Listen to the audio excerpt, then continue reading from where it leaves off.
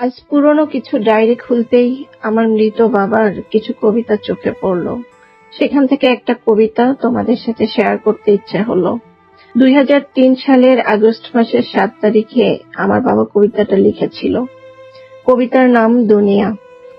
মানুষকে ভালোবাসিয়া মানুষের লাগিয়া 6 দিনে করেছেন সৃষ্টি আল্লাহ সাধের এই দুনিয়া।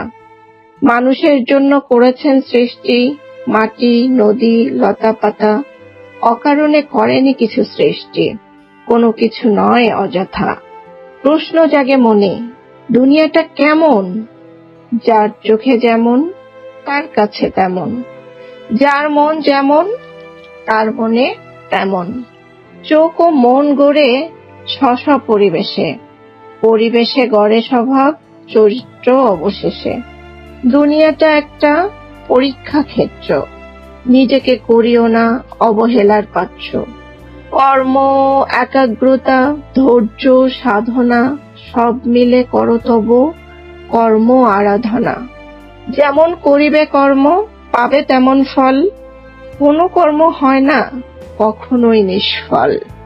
মানুষ তৈরি করে সাধের দুনিয়ায়, বিবেক দিয়েছেন আল্লাহ হিয়ায় হিয়ায়। ভালোর কাছে দুনিয়াটা স্বর্গ, খারাপের কাছে নরক, শুধুই নরক। স্বাস্থ্যবানের কাছে শক্তির দাপট, অসুস্থের কাছে মরক, শুধুই মরক।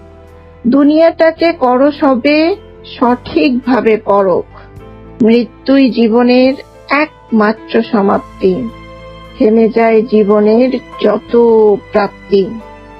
মৃত্যু পরবর্তী জীবন হিসাব নিকাশের পালা, হিসাবের মাধ্যমে হবে বেহেশত দোজকের ফয়সালা। বুঝিনি আগে, বুঝেছি শেষ বেলায়। জীবনের অনেক সময় গেছে হেলায় ফেলায়, অন্তরে তীব্র জ্বালা, জ্বলছি বড় জ্বালায়।